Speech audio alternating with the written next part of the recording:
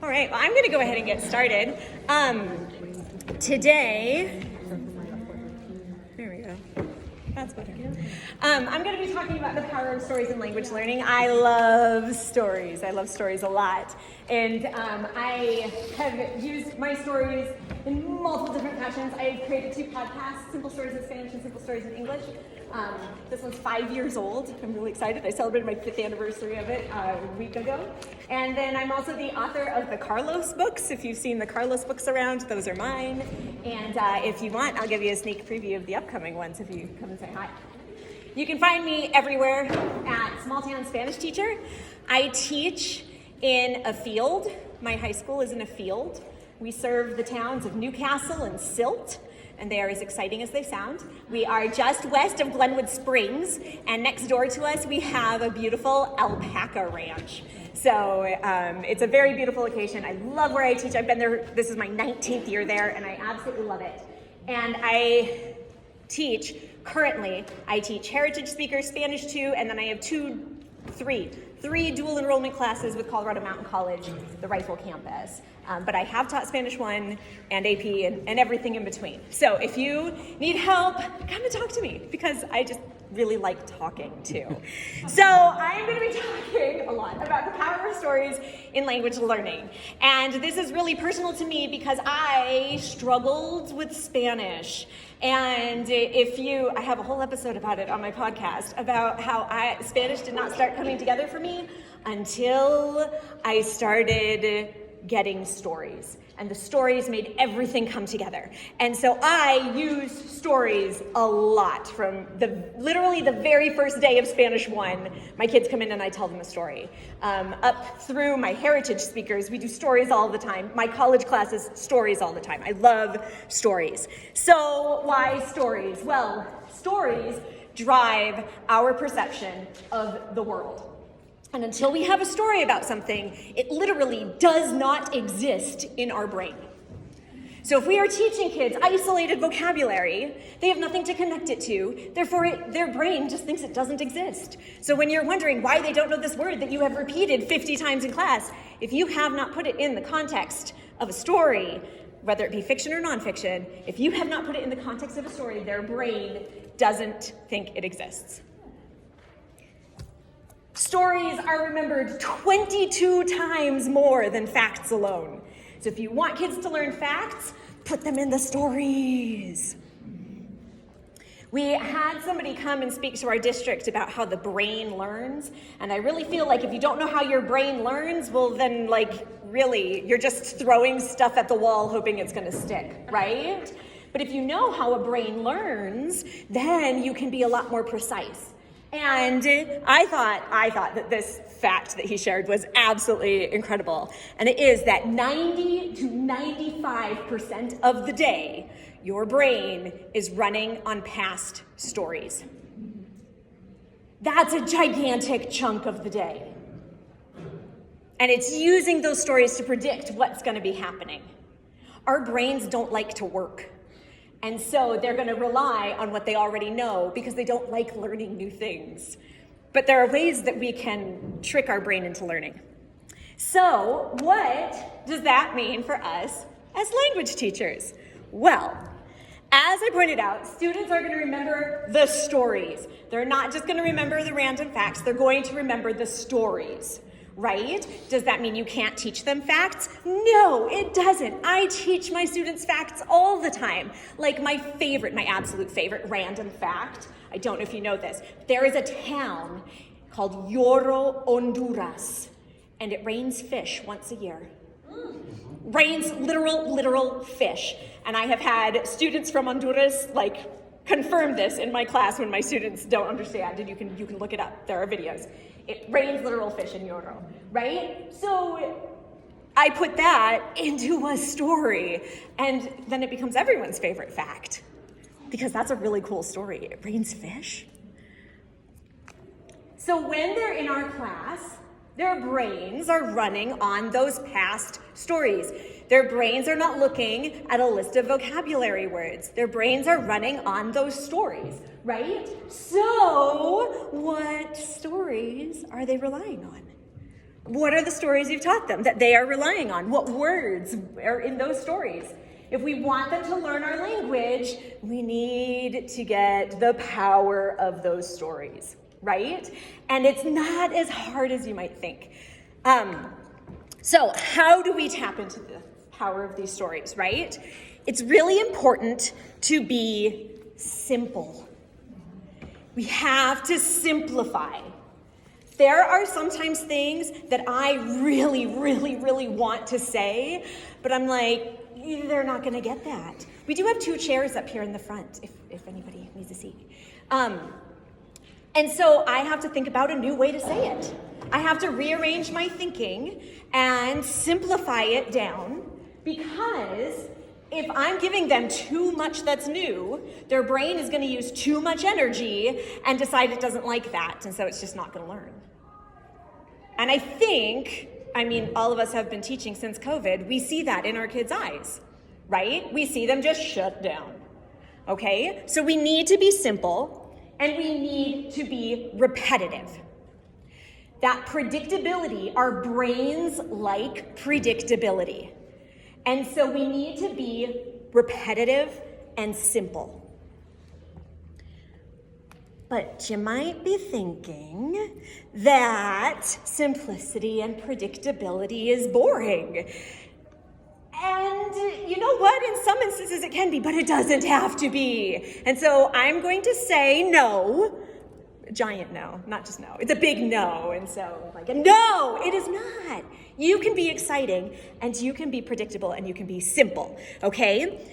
By being predictable and repetitive, when you throw in that twist, you're tricking the brain into learning. And your brain then goes, oh wait, it was supposed to be this, but then she said this, and now I'm gonna remember that. I'm just gonna give you a really simple example. We were doing body parts, and we were singing head, shoulders, knees, and toes, and I ended it with eyes, ears, mouth, and knees. And all of the kids with eyes, ears, oh no! And you're tricking them into thinking again, right? So, and also, just so you guys know, I did not share my slides at the beginning because I wanted your eyes here, because I'm a storyteller and I teach to people's eyes, right? I am taking a recording of this, and I will be putting it on my website along with all of the slides after this session, okay? All right, so how do we engage our students in stories? I've got 4 different things I'm going to talk about today, and this is such a teeny tiny small fraction of what I do. I could probably talk to you all day long about what I do in my classes, and we would just be touching the surface. So the first thing we need to do is we need to give them interesting stories. And you've probably seen that word compelling, right? I say interesting.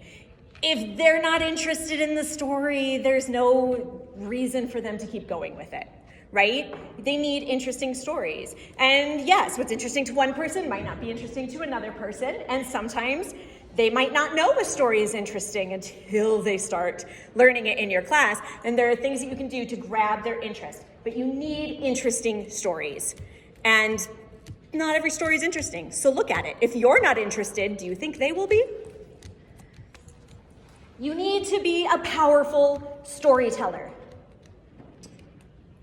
I know, I get exhausted too. I teach 6 classes during the day. I teach 3 evenings a week. I'm a single mother of 2 boys, and I make other stuff too. It's exhausting, I know. And sometimes it is nice, and there are some activities I'm gonna give you that are on those days that you can just sit back, but you need to reel the kids in first. Number 3 is to create captivating activities to help students interact with those stories. Multiple repetitions are things that we like. And my last one is to inspire our students to take their stories, build upon the past stories, and create their own stories. And this one can be a lot of fun. But we can't get to number 4 until we've built up to it, okay? So my very first point here is to provide interesting stories. Build up your classroom library. My students read every single day, and I tell them, like, you might not want to read, but I do, and my last class was terrible, and I need this time to decompress so I don't take it out on you, okay? So open your books and read, right? And they're very good about it. Build up your classroom library. Donors choose. You guys, donors choose. If you are struggling to get a classroom library together, there are so many people on Donors Choose that want to help you. You can get books from Amazon. There are so many independent authors out there on Amazon. Just get yourself a nice big variety. You don't know what's going to interest every single kid, except Soy Carlos. Soy Carlos interests everybody, even my heritage kids. You need to know your stories. If you don't know your stories, how can you connect them with your kids? So when my students finish a book, they bring it to me and I'm like, oh, did you like this one? What did you like about it? Oh, tell me more. Do you like this genre? Do you want a different genre? What kind of book do you want? Do you want long, short, like mystery? What do you want? And I know my library, so I can pick it out and go like, oh, you're gonna like this one. And now they're a little bit more invested because you've given them a personal recommendation, picked out just for them, okay? And it helps in that to know your students too. And you need to give them uninterrupted time to read. And you need to model that, okay? When I don't read, they don't read. When I read, they read. And you know what else they do? They ask me questions about what I'm reading. Right? Right now I'm reading the Lunar Chronicles series in Spanish, and one of my students has read it in English, and so she was asking me, oh, what part are you at? Oh, which book did you like better? Did you get to this part yet? And right? So read. My next step is being a powerful storyteller. Okay, now this one takes a little bit of practice. Not everybody is outgoing. This might be a gigantic surprise to you, but I was a theater major in college. I know, it's hard to tell, I'm so quiet.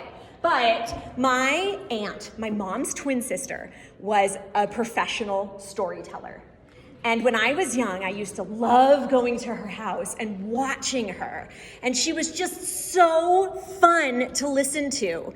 And that is all that I do. I have fun. I read the story and I have fun with the story. Because if I'm not having fun, how can I expect them to? Okay? Use vocal inflections. Change your voice. Get louder, get softer. I get right up next to my students. When I'm teaching them, when I'm telling them the story of La Llorona, and I'm like, and she was floating on the water in the dirt. And like the kid always jumps and it's so much fun, right? So use vocal inflections. Give yourself some character. I'm not saying you have to act it out, but use vocal inflections. A really good example of this and powerful storytelling, my oldest son is now 13, and when he started middle school in 6th grade, he hated reading. He just hated reading because we take the joy out of reading in school. We just do. And so he had to read, and he didn't want to read. He was supposed to be reading every day, and so I got Audible, and I downloaded the entire Harry Potter series, and we started listening to it to and from school in the car. And my son, I have the books because I read them because I'm a nerd. And my son, on his own, went and picked one out and he started reading it. And he goes, you know, Mom, when I read this, I'm listening to the storyteller in my head. I can give a kid a story and they'll read it on their own and go, that was okay. I can give them the story and I can read it to them and they'll go, wow, that was a good story, right? Read to your students. Read to them. Tell them the stories, okay? And it's fun. It is. It just takes practice. Use gestures. Speak with your hands. What are your hands saying? right? Even if sometimes they're just waving around, my students know I'm excited because my hand's waving around, right? And I'm usually blocking the board when I do that too. And so then I do a dance. It's fun. And be overly dramatic. Think a telenovela, right? Really? You might think that you're being too dramatic, but they'll remember. And isn't that the point? Right? That's the point. We want them to remember. So why does it need to be you? Well, you know the story, right? You know the story. You know the sections that you need to explain a little bit more. You might know, oh, I'm going to get to this part. They haven't learned that word yet. They haven't learned that phrase yet. Maybe I can do some circumlocution. Maybe we can do some acting out. You know what's going to need to be explained to them. You know the phrases that you want to emphasize, right? Oh, this phrase, it's going to repeat again later, so I want to really emphasize it here. And it's a phrase I want them to know. You know how to pronounce the words, I hope. I'm pretty sure you do, right? You know how to pronounce the words. No, I say that because there have been a couple of times when I'm recording my podcast and I've had to pause it and repeat the word like 3 different times before I'm like, okay, yeah, that's what it was. What was it I was doing? It was like spelunking or something. Espeologos, right? So make sure you know the pronunciation before you start. And you know where the highs in the story are and where the lows in the story are, right? If you just give that paper to a kid and you say, okay, read that to your classmates, I've done this and I know what they do. Wah, wah, wah, wah, wah, wah, right? You can make it more interesting. You can go wah, wah, wah, wah, right? Here's hoping they hear more than wah. This is a composition, a Heritage Speakers composition class, and we read Cartas de Amor Traicionado the other night, right? And I started reading it to them, and then I was like, okay, now I want you guys to get, and they went, no, keep going. And I was like, okay. And so I kept going, right? They want to, they become little kids. They want to hear you read them stories. It's very, very powerful. So not only do I read stories, right? We also want them to do activities with the stories, right? And there are some really simple, no prep activities. These, once again, this is just a really small portion of what I actually do in class. So I absolutely love listen and draw. So I have a deskless classroom. My students sit around the edge of around the perimeter. And so I like getting big paper. And as you can see here, they'll have their big paper. And I tell them the story. And as I'm telling them the story, what do? They draw. How many of you already do listen and draw? Right? Quite a few of you. It is such a fun, easy activity, right? You can pause. You can ask questions. You can say, okay, use your pictures now and retell the story. Right? And then once they have all the pictures done, what do you think I do with them the next day? They write the story based on their pictures, right? So they're listening, they're speaking, and then the next day they're writing. You could even probably use these and cut them up and make them a gallery walk, right? There's all sorts of things that you can do. But listen and draw is one of my absolute favorites, okay? So you just need to divide some kids I have found, some students, I have a student who's autistic this year and she just very much likes organization, right? So some students that I have found really like to know how many pictures you want, right? And so sometimes I'll just take my story and I'll just divide it into sections. Here's section 1. Okay, we are all on section 1. You can draw as many pictures as you want so that you understand section 1. And so, okay, now we're moving on to section 2.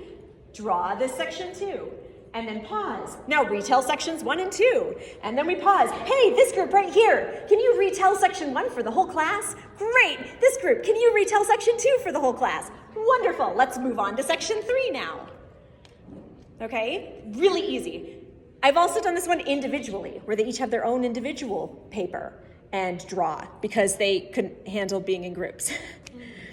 So once again, while you tell the story, students are drawing what they hear and retell based on their pictures, and then they write based on their pictures.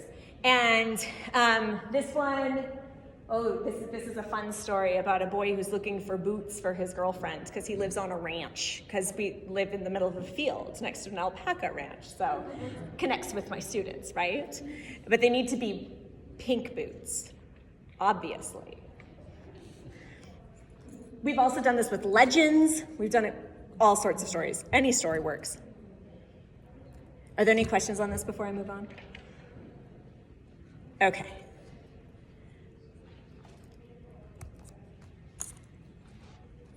This one is a little bit different, and it is one of my favorites, which might be a little bit odd, but it is one of my favorites, probably because I'm a storyteller.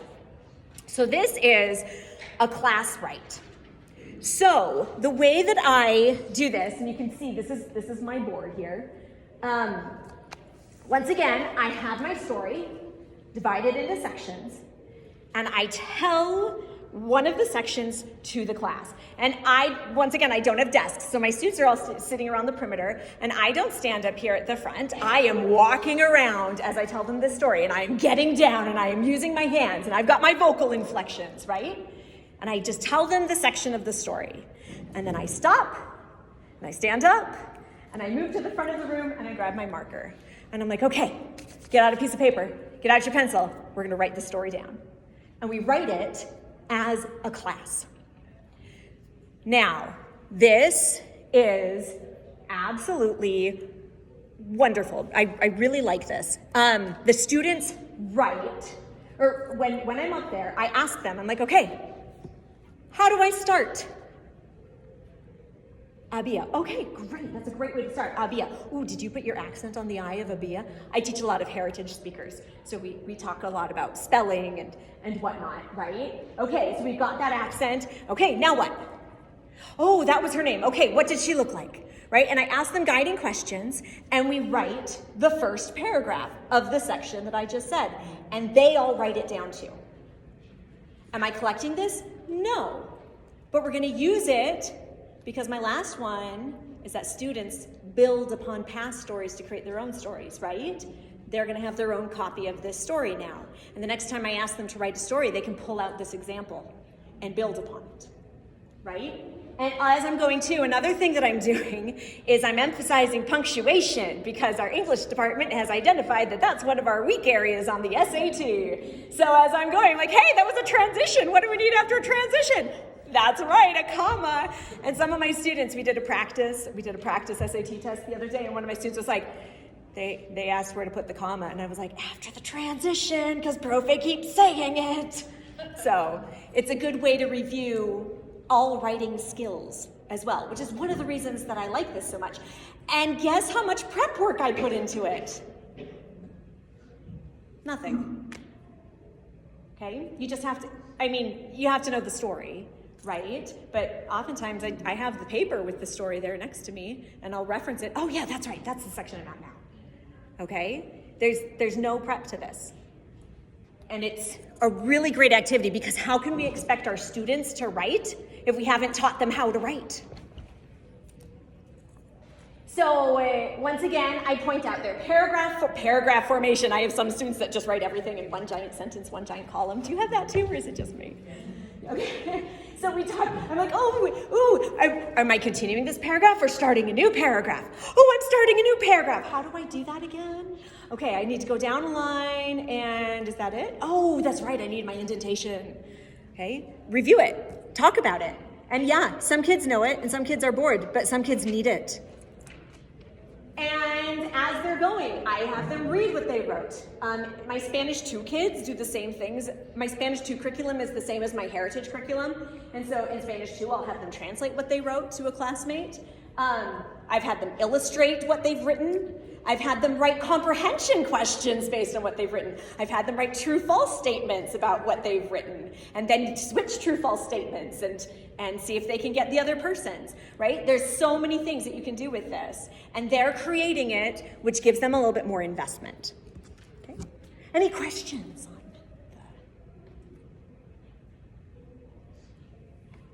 feel like I'm talking really fast. When I was making my presentation, I was like, oh, that's too much. I need to go down. And I'm like, ooh, I should have kept it all. This next one might look a little familiar if you know my books. This is a write and draw. I have this template. It's on my website, so you can totally get this template. And it is exactly what it looks like.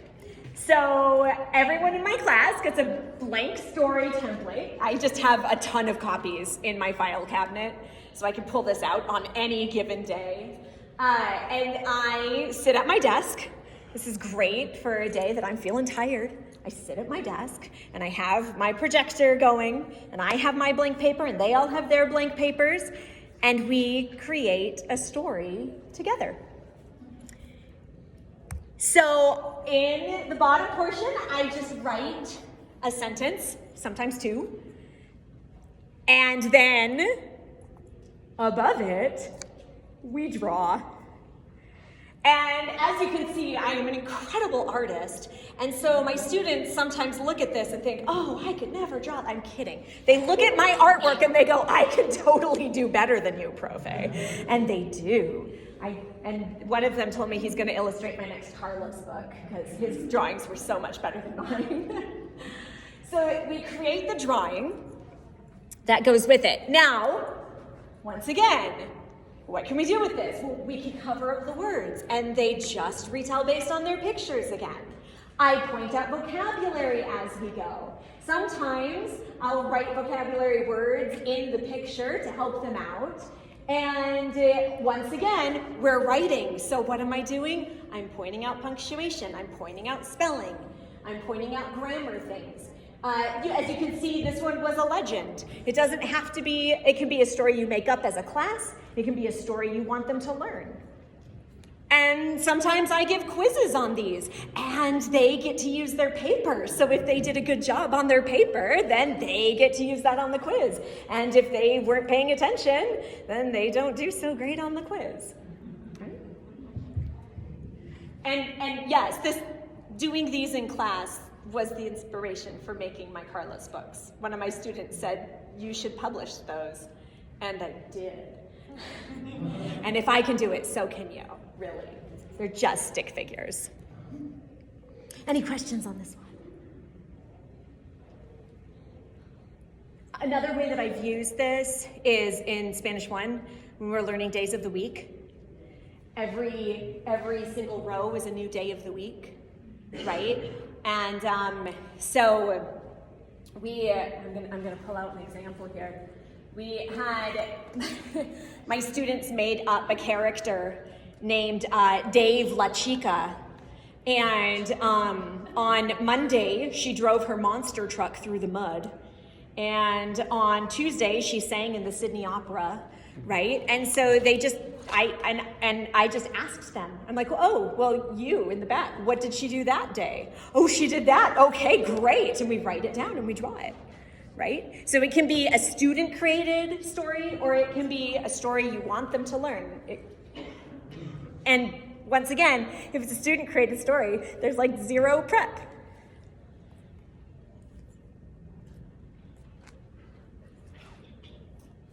This is a fill-in-the-blank activity that I've used a couple of different ways.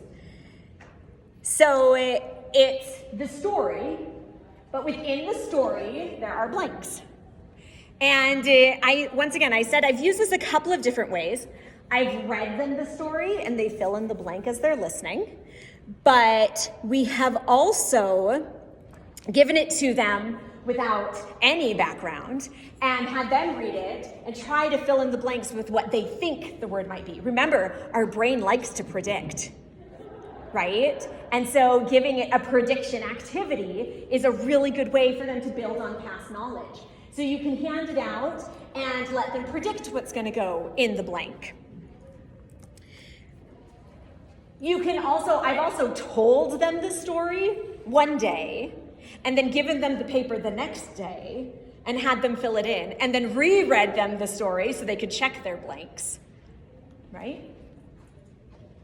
And then sometimes we give a quiz, sometimes we don't, sometimes we draw, sometimes we don't, right? Not every story has to be beaten like a dead horse, right? You can have a story for just a couple days and move on. Any questions on this one? And if any of you went to Megan Lovelace's session last night, this would also be a really great station for them to do with the story.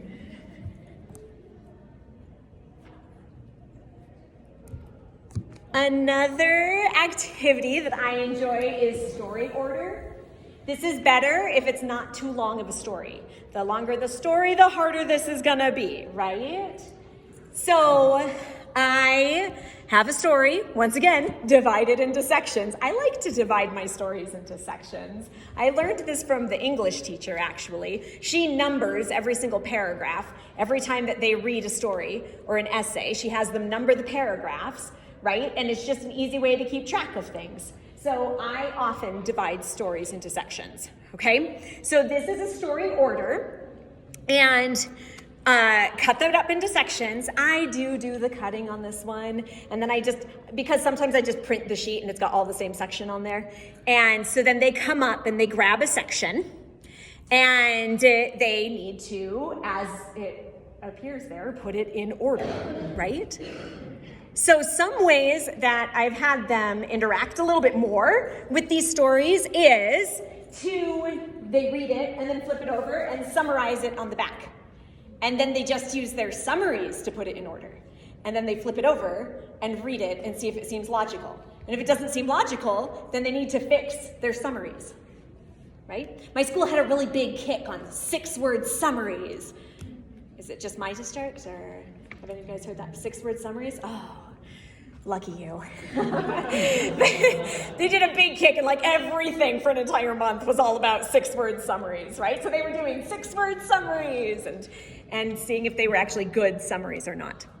Another thing that I have had them do with story order is I've had them illustrate. Another fun thing that I have done, because I'm a little Lego obsessed, I have Legos in my classroom, and once they get the correct story order, I let them build the story with the Legos, and then they have to take a picture of the section next to the story section. Another thing that we've done is once they have the correct order, I have puppets, or they get to act out the story section, and then they just take a picture of their sheet with whatever it is that they're doing, and they put it on a Google Slides presentation and turn it in.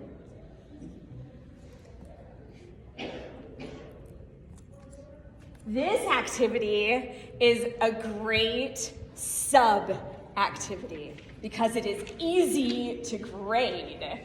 And I have like 180 students, so I need things that are easy to grade. So this is, I sometimes call it a 2-check comprehension, because I have 2 things I want them to do with each section. So once again, dividing them into sections. I like my sections. They read a section, and then they draw a picture of what's happening. And sometimes I have them do extra things as well. This one has a question right here. So I had them answer a comprehension question. This is about La Llorona. So they had to answer a comprehension question and then draw a picture of what was happening in the section. If you wanted to, you could get rid of the paper. You know, if you were going to be there and you didn't need it to be a sub-plan, you could have them act out the section, or take a video of the section, or a picture of them acting out the section. I also sometimes have them do the 6-word summary. Or I make them write down the main idea, not just highlight it, but write it down, because I want them to be doing more than just marking. I want to add that writing bit in there too, right? Let's get as many modes as we can going. I've also just had them write the most important word, what they thought was the most important word in that section. And then at the end, we take their most important words and write a summary. We compare. Oh, what did you think was the most important word? And I'm sure, could you guys think of anything else that you would have them do to check comprehension of this section? Anything, because I know you guys are all amazing teachers and are doing great things in your classroom too. You could always do a grammar piece where it's like name all the adjectives or name all the verbs. Yes, I love that. I love that. Compare and contrast it with the previously read. Okay. That one's good too. Yeah, Will. I move it online, so I use compare that as a slide for each section on slide, and then put a drawing slide on it, so they draw it on their photos. Ooh, fun. Yeah. You could have them answer a question about like the character, like would, based on the evidence in this character, would the character have enough life in it or whatever. Oh, I like that. So they can infer something about the character based on evidence in the text. Yeah, not necessarily something that's directly in the text, but an inference question. I like that a lot. See, I told you, you guys are amazing. You're doing amazing things. Right, when they get to the end, you could ask them to rewrite the last section as something different.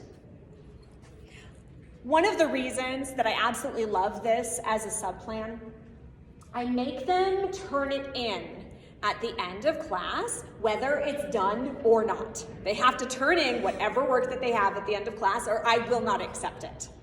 And they learn this early on. I'm not absent very often, but I put it in very big, bold letters that all work is turned in at the end of class, done or not. And when I get to school the next day, I have 3 stamps. I have 4. I have a very big smiley face, a regular smiley face, a serious face, and a sad face. And depending if they got the whole thing done, they get the big smiley face. If they got most of it done, they get this regular smiley face. If they got half of it done, they get the serious face. And if they got less than half of it done, they get a sad face. And then I just pass them back and tell them that they can then finish it and turn it back in. Right? But then they know that I saw how much work they had done while I was gone, and it made me sad. And they'll be like, "Ooh, what face did you get?" Right? And you know just by looking at it if they understood. You don't have to read every single answer. You can skim, and you just look at their pictures. Oh, great, they made an effort. Here's their points. Really easy, really quick to grade. Yeah? So sorry, I have this really pragmatic about this. So on the left side, you have the story in separated in sections. Yes. Middle is like the written response of the student. Yes, so whatever I want that written thing to be. So this one in this case was a question. It was a comprehension question. But we were saying other ideas could be that here they put a 6-word summary, they write the main idea, they pick out the most important word, they pick out all the adjectives that were there, and then this last one is their drawing. Okay, thank you. Yeah, I like drawings. I like doodles. A lot of my students do too. I have some really amazing artists.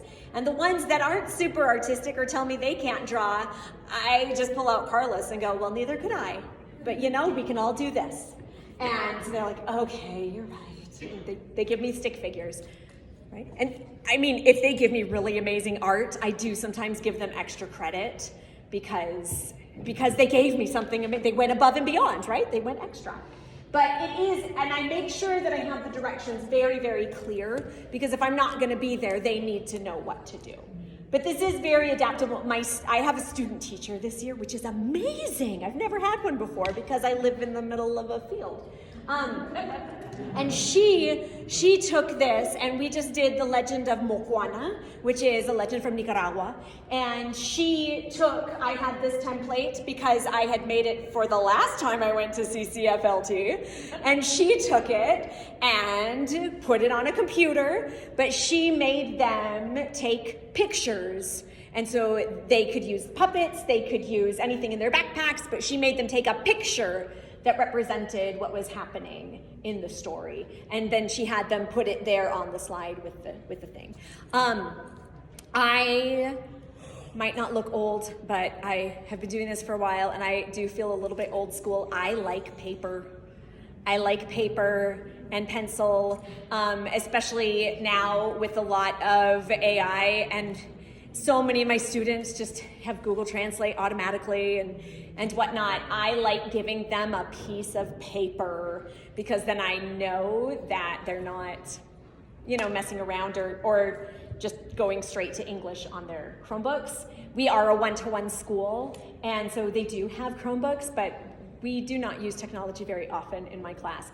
I am sure that those of you who are technology wizards could find amazing things to do to digitize a lot of story ideas. And I think that that's fantastic for you, really. And do it, go for it. Because you've got to do what works for you, right? And what works for me is paper and pencil. And what works for you might be computer. And that's great, and that's wonderful. Go for it, go for it.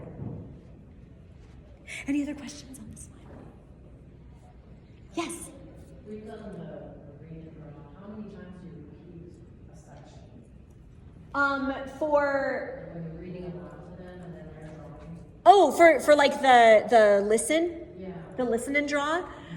It depends because so I am walking around and watching them really closely, and so if I notice that maybe a lot of groups have missed a part that I think is important, I'll be like, voy a repetir. I'm just gonna repeat it, and I'll say it again and emphasize the part that they're missing. If they're getting it right away, I always repeat a minimum of 2 times. Always a minimum of 2 times. And sometimes I repeat so much in my classroom, and sometimes I will just repeat the last phrase I said. Because I was like, and he bought the boots for Sally, his girlfriend. Ooh, for Sally, his girlfriend, right? And I'll just repeat phrases again, but I repeat the whole section at least 2 times. Yeah? How many stories do you go through, right? Is it, you have one story a day or a week, or is it 3 times a unit? How do you? I probably do a story a week. We have a 4-day school week. We have Fridays off. I know, it's so terrible. You should come work with me. So we have a 4-day school week. We have 55-minute class periods. We have 7 periods a day. And I probably do at least a story a week in some way, shape, or form. Sometimes it's a 2-day story, sometimes it's a 1-day story, sometimes it's a half-period story. But I do at least a story a week. And my heritage speakers class and my Spanish 2 class are completely culture-based. And so a lot of the stories that I'm telling in those classes are legends or celebrations, because all facts can be turned into stories. That's a good question. Any other questions?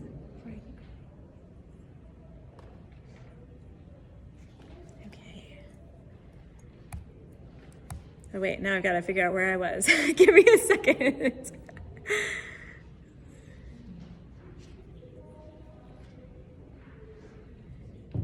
That's where I was. Okay. So this is a photo summary. As I said, I teach 3 evenings a week, and Wednesday evening, it's a community conversational Spanish class.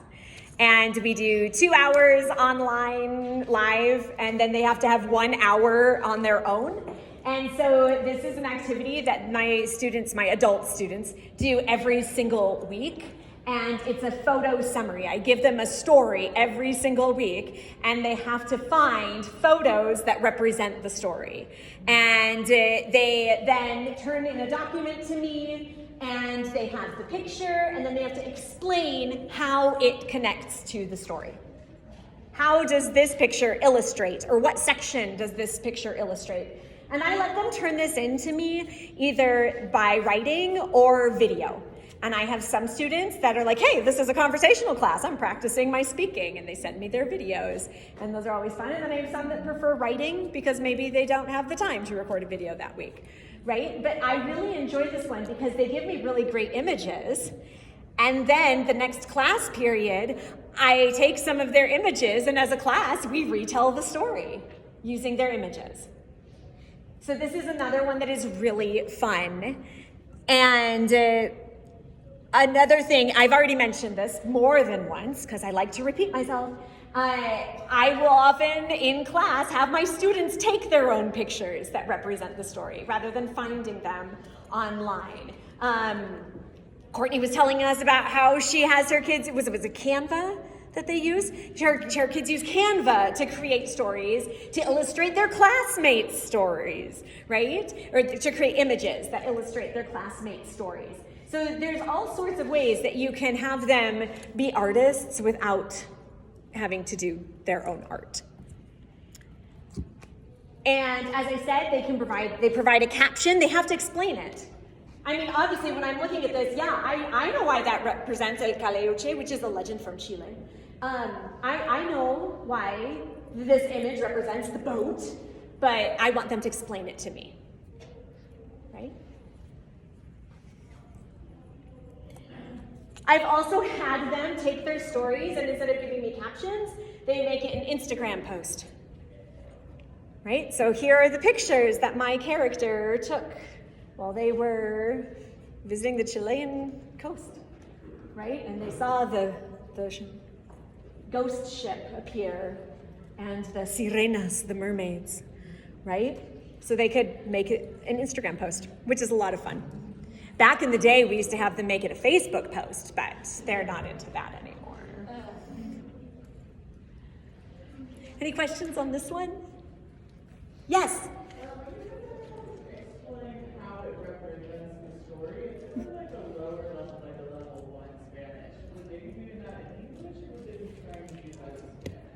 You could have them do that in English at a lower level, yes. This was a conversational Spanish 4, and my students are all over the place, right? They're adult learners, and they live all over Colorado, and so I have a lot of varying levels of Spanish in that class. And so some of them are really great, and some of them are not so great, but they're giving it an effort. I often, simply because I don't want them to just use English, I often in level 1, when I taught level 1, I would say you can write in Spanish or Spanglish. And they would, write mostly English, and then there'd be like one word, and I'd come up, oh, no, you know that word in Spanish. It's right here on the wall, I've got word walls all over the place. It's right here. You know that word, change it, right? And so just to help them realize what they do know instead of just English. And I know Spanglish is frowned upon in some circles, but my school is 56% Hispanic, and Spanglish is one of our languages. Any other questions? That was a good question, thank you. Yes?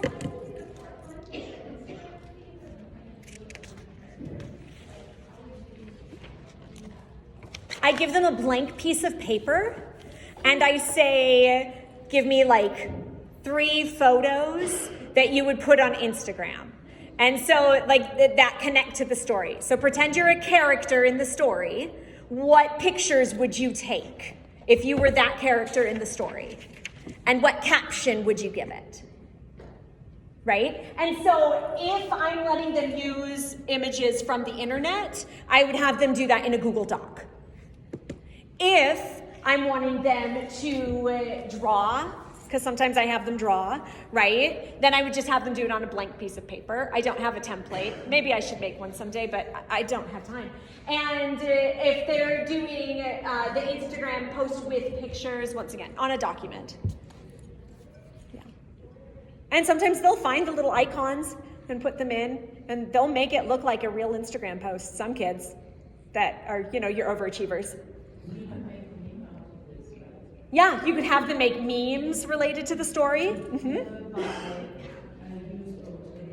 Yes.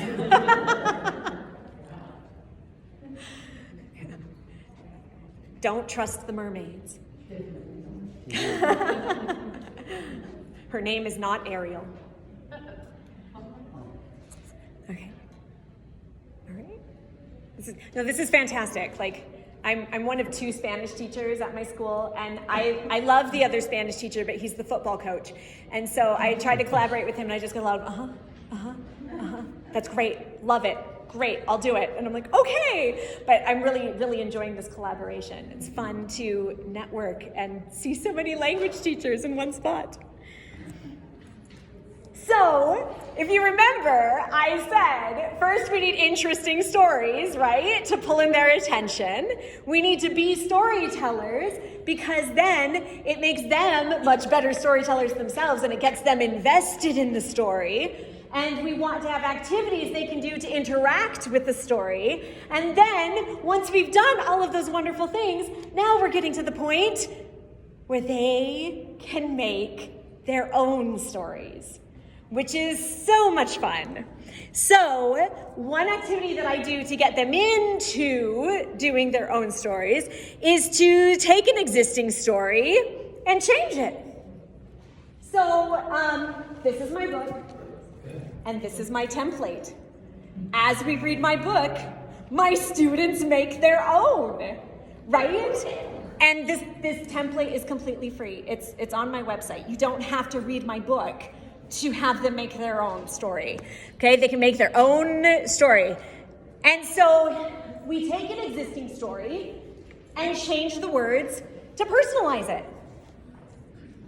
And it doesn't have to be a book, it could be any story, right? It could be the very first story that I tell in class, which is Carlos y el Elefante. And Carlos, not this Carlos, a different Carlos, obviously, I just like the name, goes to the park, and what does he see at the park? He sees an elephant. Because what else would you see at the park besides an elephant, right? And what does he do? Well, he goes over and he sits on the elephant's head and rides him around the park. And so then we can take that and put that in the first person. I went to the park. I saw an elephant. I was scared and did not ride on the elephant's head. But my friend Sue did, right? So take an existing story, and you could even you could give them the story, you could underline the sections you want them to change, and now they rewrite it, and they have to change something about that sentence, right? You could just say change one word per sentence, but it has to make sense. Okay? It's a really easy way to get them to interact without them being scared, because if you just give them a paper and say, okay, write a story, they don't know where to start. But if you have to build them up. You have to build them up. Provide sentence stems. Give them the stem and they finish it. Here's the next stem and they finish it. And then at the end, they read it and they have a wonderful story. Rewrite the story from the point of view of a side character. Another thing that you can do, and I'm going to talk about this a little bit with the next one too, but in one of my dual enrollment classes, we did the saga of Billy y las Botas. And so I made my students create their own saga. They had to create their own saga that involved at least 2 pieces of clothing. And we made a list on the board of a whole bunch of phrases that were repeated in the saga. So they had to include those phrases in their stories. And I brought them with me because I have to grade them, right? But this one is Venganza de los Pantalones, the revenge of the pants. And they're hilarious. They're so funny. And they're just pulling from what they've learned. I'm not asking them to write a whole new story, because what's going to happen if I say write a story and I give them time outside of class to do it? Are they writing their own story? Right? But if you give them paper and you give them a basis to build upon, they're more likely to want to be creative and to want to build their own stories. Okay? So that book, I love having them write books. Instead of just a paper and write your story on a piece of paper, if you do not know how to fold, if you do not know how to take a piece of paper and fold a book, then stay after and I will teach you. It's so easy. It's life-changing. This whole book right here is literally one piece of paper. Okay, and we fold it up and they've got a book. And this is something that I do this is a Spanish 2. This was a Spanish 2 student. And we learn about the animals of Costa Rica. I have an article that has all sorts of information, facts in story format about different animals in Costa Rica. And they fill out a note catcher about these animals, and then they have to create a story from the point of view of animals in Costa Rica. And I give them exactly what I want on each page to take the guesswork out of building their story. So on page 1, they have to have their title, author, hour, and some kind of drawing. On page 2, they need to introduce the main animal with specific information that they just copy directly from the article. On page 3, they need to explain that character's problem. On page 4, they have to introduce animal number 2 with specific information that they copy directly from the article. On page 5, they are going to talk about how that character helped or didn't help with the problem. On page 6, they introduce animal number 3, once again, with specific information about the animal that they copy directly from the article. And then they resolve the problem. And then on page 8, they do what happens next. Too often, we get to the conclusion and we forget about the what happens next part, right? And so then on page 8, they do what happens next. And this is just so much more fun than writing on a piece of paper. Right? Just as they're making a book. And I tell them exactly how many illustrations I want them to include. Some kids get like really creative and color it in, and some kids are just really amazing at this. And then, what do I have? I have a whole bunch of mini stories for my classroom library. Do the kids read each other's stories? Yeah. Oh yeah. Yep. The day that they turn them in, they just they read one, and then they switch with someone else, and then they read another one, and then they switch with someone else until I've decided it's been long enough. Yeah. Any questions? So I have been teaching for a long time. This is year number 21 for me, 19 in Colorado. I taught 2 years out in Virginia before I came here. I do have my master's in Spanish education, and but at the same time, like all of us are continually learning and growing. Our amount of education doesn't necessarily make us an expert, and so I don't want you to just take my word for it. I have my podcast, Simple Stories in Spanish. I originally created it thinking it would be for teachers, and the vast majority of my listeners are independent adult learners. And I'm just going to project for you. I get lots of emails from them. I get lots of comments from them. And these are some of the things that they have said. These are adults. This is feedback that I have gotten from adults on how stories have made a drastic difference in their language learning. And so I just wanted to point out a few of them. And the very first one here. Textbook learning is great for the basics, but stories give so much more personality to the language. I enjoy listening to your podcast because stories reinforce vocabulary and grammar already learned and introduce new vocabulary in an easy and fun way. And then, thank you. They are helping to solidify what I'm learning in a practical way. Stories are solidifying. Stories are what our brains run on. So we need to give our kids stories. If you do not have stories, I got you covered. So my website, smalltimespanishteacher.com, I have, as of today, I have 167 stories in Spanish. If you do not teach Spanish, I get it. All but one of my seasons of stories have a paragraph by paragraph English translation document. So if you see a story and you're like, oh, that looks interesting, but I don't teach Spanish, go in there, open it up, read the English. All I'm going to ask is this. If you translate one of my stories into a language other than Spanish or English, share it with me so I can share it too. Please. My resources, everything except for my books. My books are on Amazon, so they cost money, or Bryce Hedstrom, so they cost money, right? My stories are 100% free. My templates are 100% free. So please do not monetize something that I am offering for free. That's all I ask. And if you modify it, I have had teachers who have reached out to me and they've like, hey, I modified this, I simplified this one because it was just too long for my 8th graders. Here's a copy of it. And I'm like, oh, that's fantastic. So I linked it in my story. I'm like, here's a simplified version if you want to use it for the classroom. There are PDFs of every single one of these, so you can just download the PDF, print it off, and there you go. All right, there's also audio recordings and links to my videos on YouTube. So you can put my video and the video of me. If you don't want to tell the story, they can watch me tell the story. Put it on Edpuzzle, put in comprehension questions, as you go. Okay? Really? Any questions? I am out of time.